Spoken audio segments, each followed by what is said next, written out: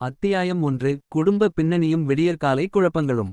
23 வயதான அர்ஜுன், அவனை அவனது நெருங்கியவர்கள் அனைவரும் அருண் என்றே அழைப்பார்கள், தன் வாழ்நாளின் ஆகப்பெரும் விருப்பமாக தேர்ந்தெடுத்தது மகிழ்ந்து ஓட்டுதலைத்தான். விதம் விதமான நாற்சக்கர வாகனங்களை அதிவேகமாகவும் அதே சமயம் லாவகமாகவும் ஓட்டுவதில் அவனுக்கு நிகர் அவன்தான். ஆனால் கடந்த 2 ஆண்டுகளாக அவன் அந்த வாகனங்களின் பக்கமே தலை வைத்து படுப்பதில்லை, ஓட்டுநர் இருக்கையில் அமர்வதையே முற்றிலுமாகத் தவிர்த்துவிட்டான்.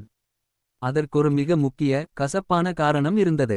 2 ஆண்டுகளுக்கு முன்பு அவனது தந்தை மாதவன் அளவற்ற பாசத்துடன் தனது பெரும் உழைப்பில் வாங்கியிருந்த அவருக்கு மிகவும் பிடித்தமான அந்த புதிய மகிழுந்தை ஓட்டிச் சென்ற அருண் எதிர்பாராத விதமாக ஒரு பெரும் விபத்தை ஏற்படுத்திவிட்டான். அதிர்ஷ்டவசமாக அவனுக்கு உயிர்ச்சேதம் எதுவும் ஏற்படவில்லை என்றாலும் அந்த வாகனம் முற்றிலும் நசுங்கி உருக்குலைந்து போனது. தன் கண்கள் போன்ற வாகனத்திற்கு நேர்ந்த அந்த கதியைக் கண்ட தந்தை மாதவனுக்கும் மகன் அருணுக்கும் இடையே அன்று ஒரு பெரும் மௌனச் சுவர் எழும்பியது. அன்றிலிருந்து இன்று வரை அவர்கள் இருவரும் மனந்திறந்து பேசிக்கொள்வதே இல்லை. தேவையற்ற வார்த்தைகளைத் தவிர்த்து ஒருவருக்கொருவர் முகத்தை திருப்பிக் கொண்டு வாழும் ஒரு பனிப்போர் அந்த வீட்டுக்குள் எப்போதும் நிலவி வந்தது. அருண் மிகவும் ஒழுக்கமான, தூய்மையான குணங்களைக் கொண்ட ஒரு இளைஞன். இன்றைய தலைமுறை இளைஞர்களிடம் பரவலாக காணப்படும் மது அருந்துதல், புகைப்பிடித்தல் போன்ற எந்தவொரு தீய பழக்க வழக்கங்களும் அவனிடம் துளியும் இல்லை. எல்லாவற்றிற்கும் மேலாக அவனுக்கு உலகிலுள்ள அனைத்து பறவைகளின் மீதும் உயிரினங்களின் மீதும் அளவற்ற ஜீவகாருண்ய பாசம் இருந்தது. வானில் சிறகடித்து பறக்கும் பறவைகளை காண்பதும் அவற்றுக்கு தன் வீட்டு மொட்டை மாடியில் தானியங்களையும் நீரையும் வைப்பதும் அவனது தினசரி கடமைகளாக இருந்தன. இதன் காரணமாகவே அவன் தன் வாழ்நாளில் கோழி இறைச்சி உள்ளிட்ட எந்தவொரு மாமிச உணவையும் உண்பதில்லை என்ற உறுதியான கொள்கையை கொண்டிருந்தான். நம்மைப் போல வாழ நினைக்கும் ஒரு பறவையின் உயிரைப் பறித்து அதை எப்படி நாம் சுவைத்து உண்ண முடியும் என்பதே அவனது ஆழ்ந்த தத்துவமாக இருந்தது. அருணின் தாய் லதா 40 வயது நிறைந்த ஒரு நடுத்தர வர்க்கத்து இல்லத்தரசி. அவளுக்கு எந்தவொரு வாகனமும் ஓட்டத் தெரியாது. அதுமட்டுமன்றி எதற்கெடுத்தாலும் தேவையற்ற முறையில் பயந்து படபடப்படையும் ஒரு அசாத்தியமான பதற்ற குணம் அவளிடம் எப்போதும் குடியிருந்தது. வீட்டில் ஒரு சின்ன பொருள் தவறான இடத்தில் இருந்தாலும் உலகமே அழியப் போவது போல துடிதுடித்து விடுவாள். அவளது பார்வையில் அருணின் நெருங்கிய நண்பனான கோபிநாத் என்பவன்தான் இந்த உலகத்திலேயே மிகச் சிறந்த, பொறுப்புள்ள, பெரியவர்களை மதிக்கும் ஒரு உத்தமமான தங்கப்பிள்ளை. ஆனால் தன் சொந்த மகன் அருண் மேல் அவளுக்கு எப்போதுமே ஒரு அவநம்பிக்கை இருந்தது. அவன் எவ்வளவு நல்ல காரியங்களைச் செய்தாலும் அவனது கடந்த கால விபத்தை மட்டுமே மனதில் வைத்து அவன் ஒரு பொறுப்பற்றவன் என்றே அவள் திடமாக நம்பினாள். இருப்பினும் அந்த கோபிநாத்தின் உண்மை முகம் லதாவுக்கு தெரியாது. அவன் ஒரு அப்பட்டமான பெண் பித்தன், எந்தவொரு குடும்ப பொறுப்பும் இல்லாதவன், அத்தோடு தினமும் இரவில் மதுவின் போதையில் மிதக்கும் ஒரு குடிகாரன். ஆனால் லதாவின் முன்னால் வரும்போது மட்டும் உலக மகா உத்தமனைப் போலத் தன் முகத்தை மாற்றிக்கொண்டு அவரிடம் பெரும் நற்பெயரை சம்பாதித்து வைத்திருந்தான். அருணின் தந்தை மாதவன் அந்த ஊரிலேயே மிகப்பெரிய மின்சார மற்றும் மின்னணு பொருட்கள் விற்பனை செய்யும் பெரும் கடையொன்றை நடத்தி வந்தார். அவர்தம் உழைப்பிற்கு ஏற்றவாறு மாதந்தோறும் அவருக்கு பெரும் பணவரவு கிடைத்து வந்தது. பொருளாதார ரீதியாக அந்த குடும்பம் மிகவும் உயர்ந்த நிலையில் இருந்த போதிலும் தந்தைக்கும் மகனுக்கும் இடையேயான சுமூகமற்ற உறவு அந்த வீட்டின் நிம்மதியை சற்றே குறைத்திருந்தது. அருணுக்கு நிவேதா என்ற 20 வயது தங்கை இருந்தாள். 5 அடி 3 அங்குல உயரமும் கராத்தே எனும் தற்காப்பு கலையில் கருப்பு பட்டை, பிளாக் பெல்ட் வாங்கிய அசாத்திய உடல்திறனும் கொண்டவள். ஆனால் தற்காலத்தில் அவள் வீட்டில் மிகவும் அமைதியாகவும் யாரிடமும் பேசாமலும் ஒரு மௌன சாமியாரைப் போல உலா வந்து கொண்டிருந்தாள். அதற்கு காரணம் அவளது அண்மைய காதல் தோல்வி. தான் உயிருக்கு உயிராக நம்பிய ஒருவன் தன்னை ஏமாற்றிவிட்டான் என்ற சோகத்தில் இருந்து அவள் இன்னும் முழுமையாக மீளவில்லை. அன்று ஒரு சுபமுகூர்த்த நாள். காலை மணி சரியாக 7:30. அருண், எந்திரிடா, மணி என்ன ஆகுது பாரு. இன்னைக்கு உன் அத்தை மகளோட திருமண விழாவுக்கு போகணும்னு உனக்கு அறிவு இருக்கா இல்லையா என்று லதா தன் வழக்கமான பதற்ற குரலில் கத்திக்கொண்டே அருணின் அறைக்குள் நுழைந்து அவனது போர்வையை இழுத்து எறிந்தாள். அருண் மிகவும் சோர்வாகவும் கண்கள் சிவந்த நிலையிலும் தன் கண்களை திறந்தான். அதற்கு காரணம், நேற்று இரவு அவன் ஒரு திரைப்படத்தை நள்ளிரவு 1:30 வரை தன் கைபேசியில் பார்த்து கொண்டிருந்ததுதான். இதோ எழுந்துட்டேன்மா என்று கொட்டாவி விட்டபடியே அருண் தன் கைபேசியை எடுத்து கோபிநாத்திற்கு அழைத்தான். மறுமுனையில் கோபிநாத் நேற்று இரவு குடித்த மதுவின் போதை இன்னும் தலைக்கேறிய நிலையில் தள்ளாடியபடி படுக்கையில் படுத்தவாறே போனை எடுத்தான். ஹலோ, யார் பேசுறது? இந்த உலகத்துல தூங்குறவங்களை ஏண்டா தொந்தரவு செய்றீங்க? டேய் கோபி, நான்தான் அருண் பேசுறேன். இன்னைக்கு எங்க சொந்தக்காரங்க வீட்டு திருமண விழாவுக்கு போகணும்னு சொன்னேனே, நீயும் எங்க கூட வர்றேன்னு சொன்னியே, எப்போடா வருவ? அம்மா இங்க கத்திட்டு இருக்காங்க என்றான் அருண். ஆங். அருணா, இதோ 10 நிமிஷத்துல குளிச்சு நல்ல பையனா மாறி உன் வீட்டு வாசல்ல வந்து நிக்கிறேன்டா என்று கூறிவிட்டு போனை வைத்தான் கோபிநாத். ஆனால் அவன் இன்னும் படுக்கையை விட்டே எழவில்லை என்பது அருணுக்கு தெரியும். லதா நேராக நிவேதாவின் அறைக்குச் சென்றாள். அங்கே நிவேதா ஏற்கனவே அதிகாலையிலேயே எழுந்து தன் படுக்கையை மிகவும் நேர்த்தியாக மடித்து வைத்துவிட்டு ஜன்னல் ஓரமாக அமைதியாக அமர்ந்திருந்தாள். அவளது முகத்தில் அந்த காதல் தோல்வியின் சோக வடுக்கள் அப்பட்டமாக தெரிந்தன. அதைக் கண்ட லதா, என் பொண்ணு எவ்வளவு சமத்து, காலையிலேயே எழுந்துட்டா. அந்த அருணை கொஞ்சம் பாருங்களேன் என்று தனக்குள்ளே முணுமுணுத்து கொண்டாள். அடுத்த அறையில் மாதவன் தன் பட்டுச் சட்டையையும் வேட்டியையும் மிகவும் நேர்த்தியாக மின்சார இஸ்திரி பெட்டியை கொண்டு தேய்த்து கொண்டிருந்தார். லதா தன் பட்டுப் புடவையை உடுத்தத் தொடங்கினாள். நிவேதாவும் ஒரு அழகான பாரம்பரிய புடவையை அணிந்திருந்தாள். அருண் தன் சட்டையை தேய்த்து முடித்துவிட்டு தன் அம்மாவுக்கு புடவையின் மடிப்புகளை பிளீட்ஸ் எடுத்து கொடுத்து உதவினான். அம்மாவிடம் தினமும் திட்டு வாங்கினாலும் அவனுக்கு அவளின் மேல் அளவற்ற பாசம் இருந்தது. சரியாக 20 நிமிடங்களில் கோபிநாத் உடலெங்கும் நறுமணத் திரவியங்களை தெளித்து கொண்டு மிகவும் நல்ல பையனைப் போல அருணின் வீட்டுக்குள் நுழைந்தான். வணக்கம் மாமி, நல்லா இருக்கீங்களா? அருண் இன்னும் முழுசா கிளம்பலையா? இவனுக்கு எப்பவுமே நேர விழிப்புணர்வே இல்லை மாமி. நானாவது பரவாயில்லை, நீங்க கூப்பிட்ட உடனே ஓடி வந்துட்டேன் என்று லதாவிடம் வழக்கம் போல வத்தி வைத்தான். பார்த்தியா அருண், கோபிநாத்தை பாரு, எவ்வளவு பொறுப்பா சீக்கிரம் கிளம்பி வந்துட்டான். அவனை பார்த்து எப்போதான் நீ திருந்த போறியோ என்று லதா அருணை கடிந்து கொண்டாள். அருண் கோபிநாத்தை முறைக்க கோபிநாத் அவனுக்கு தெரியாமல் கண்ணடித்துச் சிரித்தான். அத்தியாயம் 2. கல்யாண மண்டபமும் கண்களின் காதல் மொழியும். முழு குடும்பமும் அனைத்து ஆயத்தங்களுடன் தங்களது மகிழுந்தின் அருகில் வந்தது. தந்தை மாதவன் ஓட்டுநர் இருக்கையில் அமர்ந்தார். முன் இருக்கையில் நிவேதா அமர்ந்து கொண்டாள். நிவேதாவுக்கும் அவளது தந்தைக்கும் இடையே ஒரு ஆழமான நட்பு இருந்தது. அவளது இந்த சோகமான சூழ்நிலையிலும் அவள் தன் தந்தையை ஒருபோதும் தனிமையில் விடமாட்டாள், எப்போதும் அவருடனே இருப்பாள். பின் இருக்கையில் லதா நடுவிலும் அவளது இருபுறமும் அருணும் கோபிநாத்தும் அமர்ந்தனர். வண்டி கிளம்பும் முன் அருண் தன் தந்தையிடம் மிகவும் தயக்கத்துடன் மெதுவாக கேட்டான், அப்பா, நான் வண்டி ஓட்டட்டுமா? நீங்க பின்னாடி உட்காருங்க. மாதவன் முன் கண்ணாடியின் வழியாக அருணை கோபமாகவும் தீர்க்கமாகவும் பார்த்து, வேண்டாம், நீ ஓட்டுனது போதும். எனக்கு என் உயிரும் முக்கியம், என் காரும் முக்கியம் என்று கட் அண்ட் ரைட்டாக கூறிவிட்டு வாகனத்தை எடுத்தார். அருணின் முகம் அப்படியே சுருங்கிப் போனது. அவன் தன் மனவேதனையை மறைத்து கொண்டு தன் கைபேசியை எடுத்து தன் ரகசிய காதலி திவ்யாவுக்கு குறுஞ்செய்தி அனுப்பத் தொடங்கினான். அருண், திவ்யா, நாங்கள் திருமண மண்டபத்திற்கு கிளம்பிவிட்டோம். நீங்கள் வந்துவிட்டீர்களா? திவ்யா, இதோ நாங்களும் வாகனத்தில் ஏறிவிட்டோம். அருண், மண்டபத்தில் உங்களை சந்திக்கிறேன். திவ்யாவின் தந்தை சுப்பையா மாதவனின் மிக நெருங்கிய தூரத்து உறவினர் மற்றும் தொழில்முறை நண்பர் ஆவார். திவ்யாவும் அருணும் கடந்த ஓராண்டாக உயிருக்கு உயிராக காதலித்து வந்தார்கள். ஆனால் இந்த விஷயம் இன்னும் இரு குடும்பங்களுக்கும் தெரியாது. திவ்யாவுக்கு 22 வயது. அவள் கணினியில் மென்பொருள் மற்றும் செயலிகளை உருவாக்கும் ஒரு சிறந்த செயலி வடிவமைப்பாளர், ஆப் டெவலப்பர். மிகவும் புத்திசாலியானவள், அமைதியானவள், எல்லோரையும் அரவணைத்துச் செல்லும் நற்குணம் கொண்டவள். ஆனால் அவளிடம் ஒரு முக்கிய குணம் இருந்தது. யாராவது அவளது நம்பிக்கையை துரோகத்தால் உடைத்தால் அவளுக்கு வரும் கோபத்திற்கு அளவே இருக்காது. சாது மிரண்டால் காடு கொள்ளாது என்பது அவளுக்கு பொருந்தும். திவ்யாவின் தந்தை சுப்பையா மிகவும் அமைதியான, சாதுவான மனிதர். யாரையும் எதற்காகவும் திட்ட மாட்டார், எப்போதும் முகமலர்ச்சியோடு கனிவாக பேசுவார். அடுத்தவர்களின் தனிப்பட்ட விஷயங்களில் தலையிட மாட்டார், யாரைப் பற்றியும் யாரிடமும் புறம் பேசாத ஒரு உத்தமமான மனிதர். ஆனால் அவளது அம்மா சுகன்யா அதற்கு நேர் எதிர்மாறான குணம் கொண்டவள். எப்போதும் அடுத்தவர்களைப் பற்றி புறம் பேசுவதும் அண்டை வீட்டாரின் குறைகளை ஆராய்வதும்தான் அவளது முக்கிய வேலை. மற்றவர்கள் கட்டியிருக்கும் புடவை, நகை, வீடு, வீட்டு உபயோகப் பொருட்கள் ஆகியவற்றை பார்த்து பொறாமைப்படுவதில் அவளுக்கு நிகர் அவளே. ஆனால் வெளியில் பேசும்போது மட்டும் ஒரு போலி அன்பான முகமூடியை அணிந்து கொண்டு மிக நன்மதிப்புள்ளவர் போல நடித்து கொண்டிருப்பாள். திவ்யாவின் தம்பி ராமகிருஷ்ணனுக்கு 19 வயது. அவன் அப்படியே தன் தந்தையைப் போல சாதுவானவன். எப்போது பார்த்தாலும் படிப்பு, தன் எதிர்கால லட்சியம் என்று தன் தொழிலிலேயே கண்ணாக இருப்பான். காதலின் மீதோ வீண் அரட்டைகளின் மீதோ அவனுக்கு எப்போதுமே ஈடுபாடு கிடையாது. திவ்யாவின் குடும்பமும் அதே திருமண மண்டபத்திற்கு வந்து சேர்ந்தது. மண்டபத்தில் அருணின் குடும்பம் ஒரு பெரிய வட்ட மேஜையை சுற்றி அமர்ந்திருந்தது. அப்போது திவ்யாவின் குடும்பம் அங்கே வர இரு குடும்பத்து பெரியவர்களும் எழுந்து நின்று ஒருவரையொருவர் வரவேற்று பேசத் தொடங்கினர். உடனே அருண், கோபிநாத் மற்றும் நிவேதா ஆகிய மூவரும் பெரியவர்களின் பேச்சில் குறுக்கிட விரும்பாமல் அங்கிருந்து எழுந்து சற்று தள்ளியிருந்த வேறொரு மேஜைக்குச் சென்றனர்.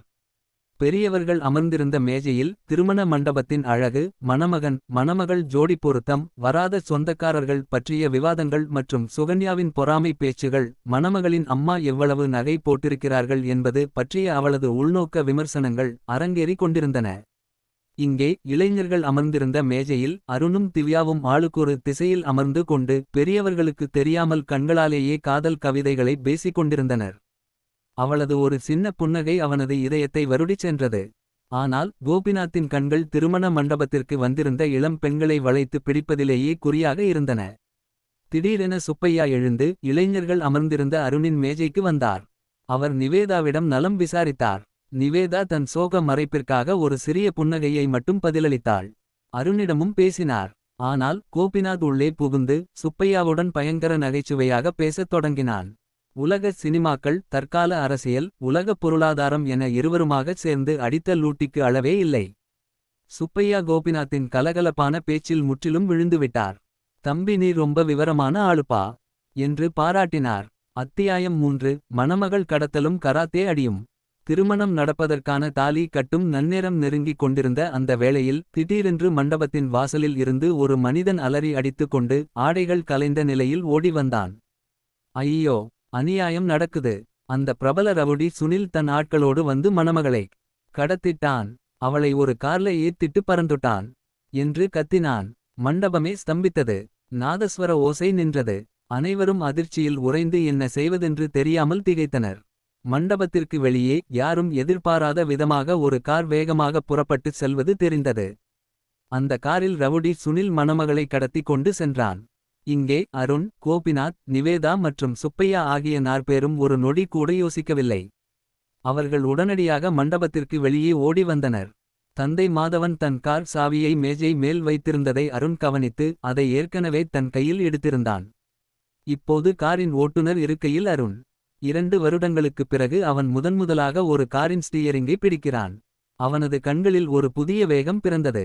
அவனது நரம்புகளில் இரத்தம் வேகமாக பாய்ந்தது. கார் சீறி பாய்ந்தது.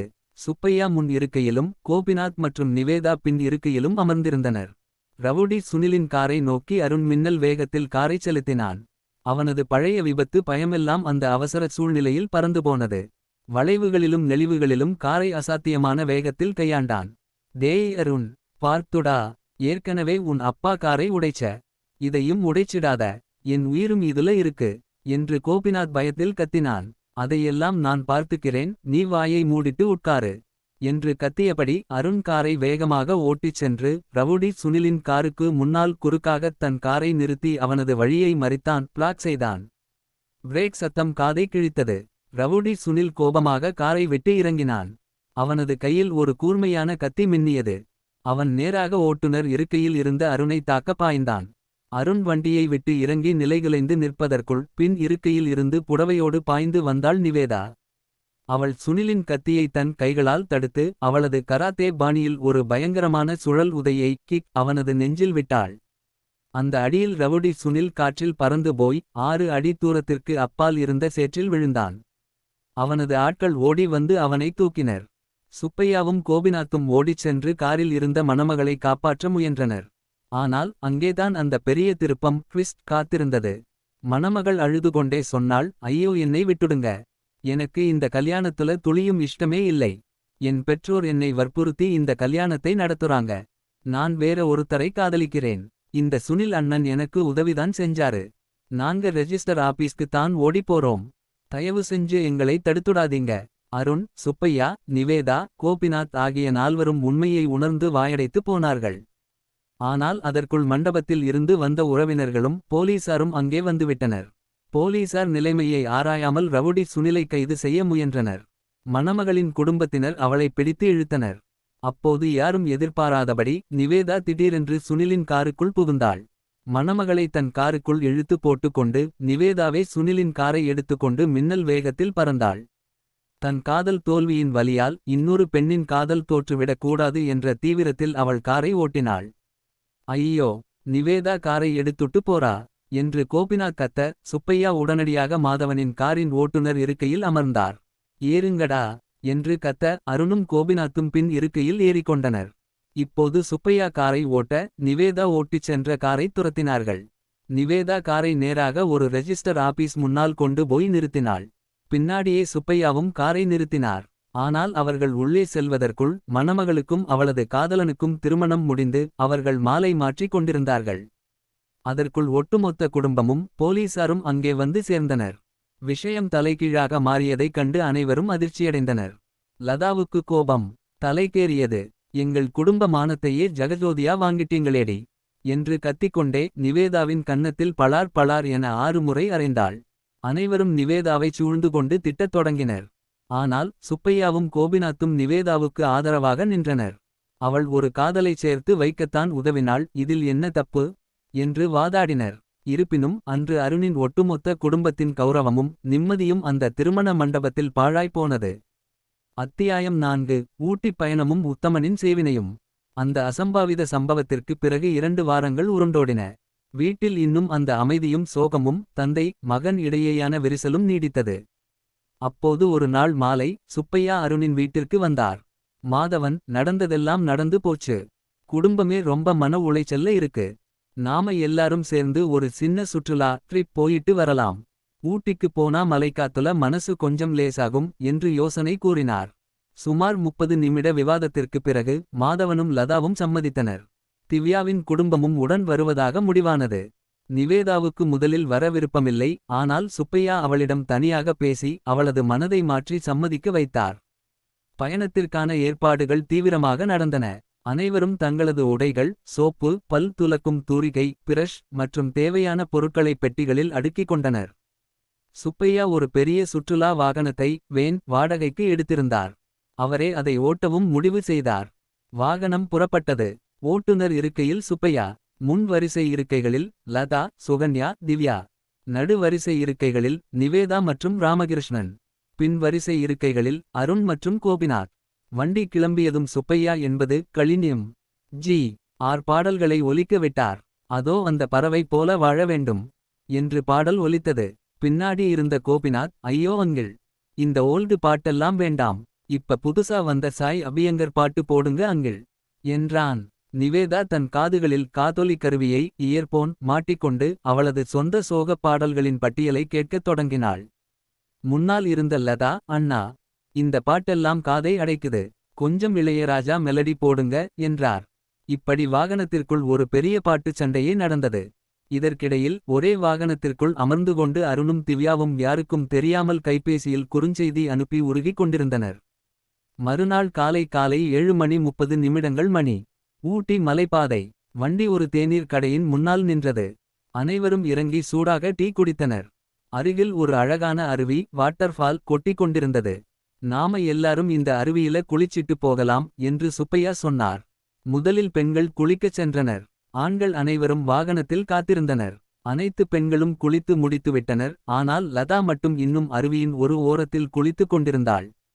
அப்போது லதா தூரத்தில் நின்று அருணை கூப்பிட்டாள். அருண், என் பையில தலைமுடி எண்ணெய் இருக்கு, அதை கொஞ்சம் எடுத்துட்டு வாடா. அருண் எண்ணெய் பொட்டியை எடுத்து கொண்டு லதாவை நோக்கி நடந்தான். இங்கேதான் அந்த பெரிய கற்பனை மற்றும் மாயாஜால ஃபேன்சி திருப்பம் ஆரம்பமாகிறது. அதே நேரத்தில் அந்த ஊட்டி காட்டில் உத்தமன் என்றொரு கள்ளத்தனமான இளைஞன் சுற்றிக் கொண்டிருந்தான். அவனது நண்பன் ரகுவும் காவ்யா என்ற பெண்ணும் காதலித்து வந்தனர். ஆனால் உத்தமனுக்கு காவ்யா மேல் ஒரு கண் இருந்தது. ரகுவின் காதலை பிரிக்க அவன் ஒரு மாந்திரீகவாதியிடம் சென்று ஒரு செய்வினை பிளாக் மேஜிக் பந்தயத்தை ஏற்பாடு செய்திருந்தான். அந்த செய்வினையின்படி அந்த அருவியின் அருகில் இருக்கும் ஒரு குறிப்பிட்ட பழமையான மரத்தை ரகுவும் காவ்யாவும் ஒரே நேரத்தில் தொட்டால் இருவரின் ஆன்மாக்களும் சோல்ஸ் இடம் மாறிவிடும். உடல்கள் அப்படியே இருக்கும், ஆனால் ஆன்மாக்கள் மாறிவிடும். இதுதான் உத்தமனின் திட்டம். இந்த செய்வினையின் ஆயுள் சரியாக 3 நாட்கள். இன்றுதான் ரகுவின் குடும்பமும் காவ்யாவின் குடும்பமும் ஊட்டியில் சந்திப்பதாக இருந்தது. ஆனால் விதி விளையாடியது. அருண் தன் அம்மாவிடம் எண்ணெய் பொட்டியை கொடுக்கச் சென்றபோது தவறுதலாக லதாவும் அருணும் அந்த மாயாஜால செய்வினை மரத்தின் இரு பக்கங்களையும் ஒரே நேரத்தில் தொட்டனர். திடீரென்று ஒரு பலத்த மின்னல் வெட்டியது போல இருந்தது. காற்றில் ஒரு விசித்திரமான சத்தம் கேட்டது. அதே நேரம் அங்கே வந்த உத்தமன் மரத்தின் அருகில் அன்னை மகன் நிற்பதையும் அவர்கள் மரத்தை தொட்டதையும் பார்த்து தலையில் கை வைத்து கொண்டான். ஐயோ, ரகுவும் காவ்யாவும் தொடுறதுக்கு முன்னாடி இந்த அம்மாவும் மகனும் தொட்டிட்டாங்களே. செய்வினை மாறி வேலை செஞ்சிருச்சே என்று பதறினான். அவன் மெதுவாக அருணிடமும் லதாவிடமும் வந்து நிலைமையை விளக்கினான். மன்னிச்சிடுங்க. நான் என் பிரண்ட் காதலை பிரிக்க வச்ச செய்வினை இது. நீங்க 2 பேரும் இந்த மரத்தை தொட்டதால உங்க 2 பேரோட ஆத்மாவும் மாறிடுச்சு. இது 3 நாளைக்கு இப்படித்தான் இருக்கும். 3 நாளைக்கு அப்புறம் தானா சரியாயிடும் என்று கூறிவிட்டு உத்தமன் அங்கிருந்து ஓடிவிட்டான். இப்போது அருணின் ஆன்மா லதாவின் உடம்பிற்குள்ளும் லதாவின் ஆன்மா அருணின் உடம்பிற்குள்ளும் புகுந்து கொண்டது. அதாவது உடல் லதா, ஆன்மா அருண். உடல் அருண், ஆன்மா லதா. அத்தியாயம் 5. ஆன்மா மாற்றமும் அசாத்திய காமெடிகளும். அருவியிலிருந்து கிளம்பி அவர்கள் தங்கும் விடுதிக்கு ஹோட்டல் சென்றனர். இப்போது நடக்கும் காமெடிகளை யாராலும் கற்பனை கூட செய்ய முடியாது. விடுதி உணவகத்தில் அனைவரும் அமர்ந்தனர். அருண் உடம்பில் இருக்கும் லதா பசியில் எனக்கு ஒரு சிக்கன் பிரியாணி என்று ஆர்டர் செய்ய போனான். உடனே லதாவின் உடம்பில் இருக்கும் அருண் அவளது காலை மிதித்து, ஏய், நான் ஒரு சைவம். எனக்கு பறவைகள்னா உயிர்னு உனக்கு தெரியாதாமா? உண்மையில் அருணிக்கு லதாவின் குணம் வந்துவிட்டது. தயிர் சாதம் சாப்பிடு என்று மிரட்டினான். ஒட்டுமொத்த குடும்பமும் அருண் ஏன் சிக்கன் பிரியாணி கேட்கிறாள் என்று விசித்திரமாக பார்த்தது.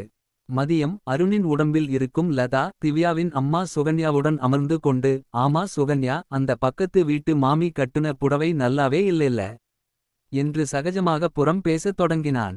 சுகன்யாவுக்கு அருண் இவ்வளவு ஜாலியாக பேசுகிறானே என்று சந்தோஷம்.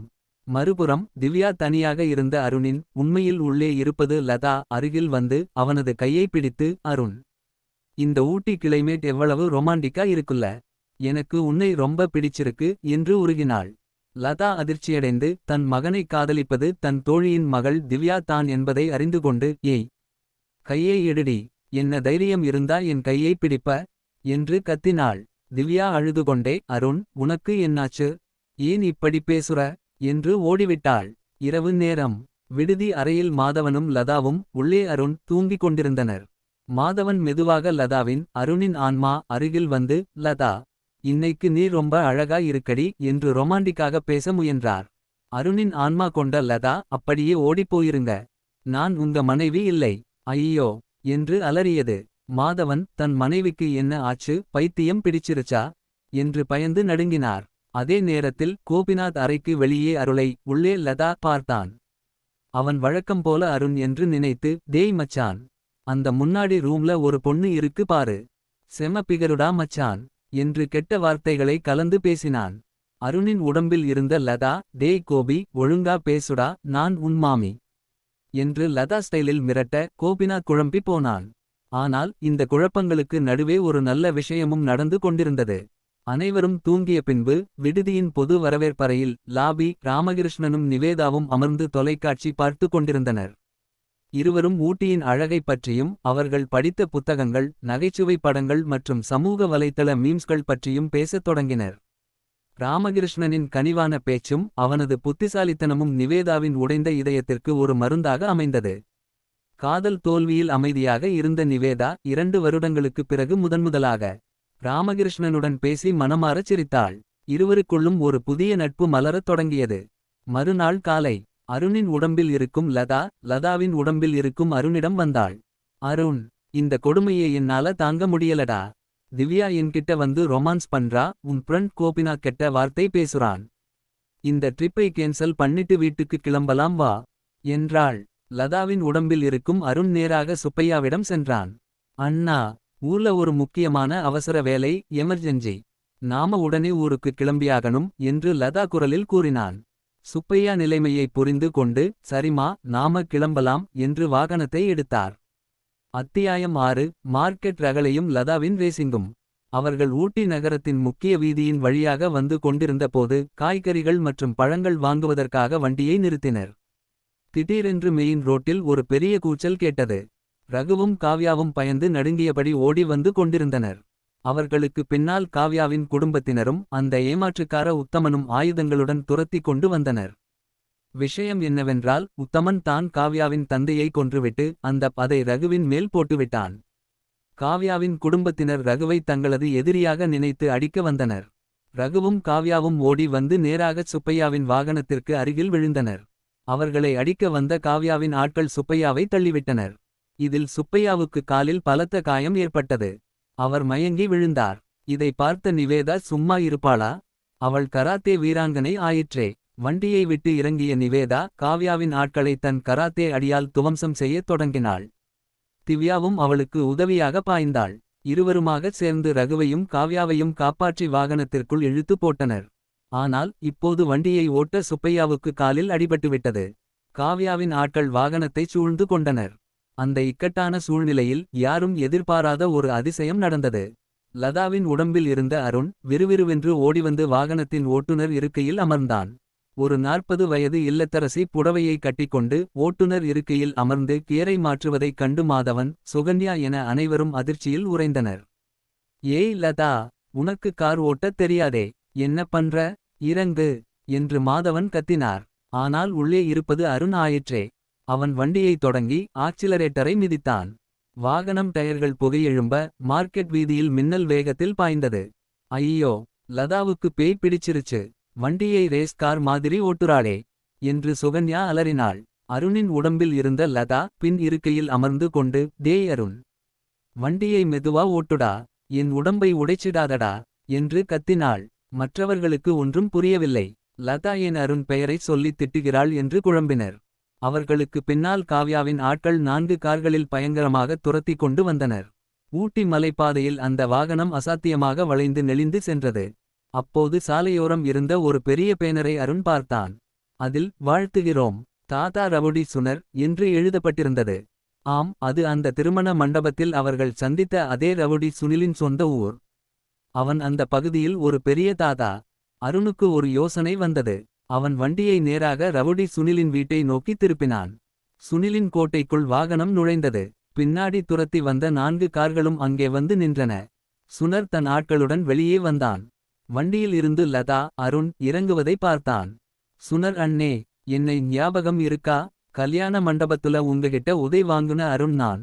ஆனா இப்ப என் அம்மா உடம்புல இருக்கேன். எங்களை காப்பாத்துங்க என்று அருண் விஷயத்தை கூறினான்.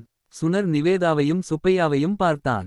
அன்று அவர்கள் செய்த உதவியால் தான் அவனது தங்கை போன்ற மணமகள் தப்பித்து காதலித்தவனை மணந்தாள் என்பதை அவன் மறக்கவில்லை. டேய், என் தங்கை வாழ்க்கையை வாழ வச்ச குடும்பம்டா இது. இவங்க மேல கை வச்சா வெட்டிடுவேன் என்று சுனர் கர்ஜித்தான்.